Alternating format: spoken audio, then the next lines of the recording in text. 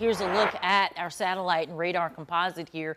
Cloudy skies still remain in place. It's going to stay with us for a while. So if you have plans to go out and about, no worries about the umbrella, but it is going to be pretty cloudy out there, just kind of gloomy.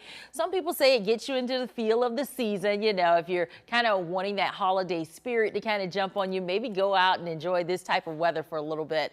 Now, as far as the rain, it's not in place, just the clouds here. High pressures are main dominating factor, and that high will stay in place for us for the rest of the day today. So it looks like we'll keep dry weather around for the rest of your Wednesday into your Thursday as well. And then Thursday night, that's when we start to see the changes rolling in. That high pressure begins to move off. We then introduce the wet weather moving in from the west. That wet weather is what will bring in the big changes that we'll be tracking for this upcoming weekend. And we do put in that first alert weather day for your Friday.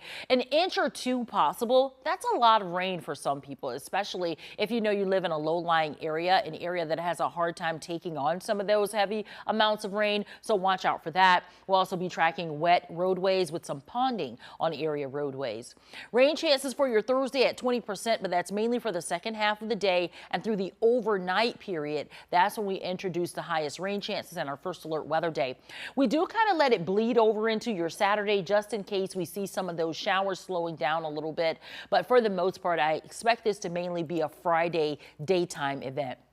So this is about 11 o'clock on your Thursday. Notice that we're tracking the clouds in place there. Rain not getting in here until about 3 a.m. or so. Early on Friday morning. Wet weather continues to push in. We're looking at that rain as it spreads over at 6 a.m. So that means the morning commute on Friday will be very slow and very wet and very slippery. So make sure you are mindful and you're giving yourself some extra time and extra stopping distance. We get to lunchtime and we're still tracking rain. A lot of the heaviest rain is to our south, but we're certainly still seeing those rain showers nearby.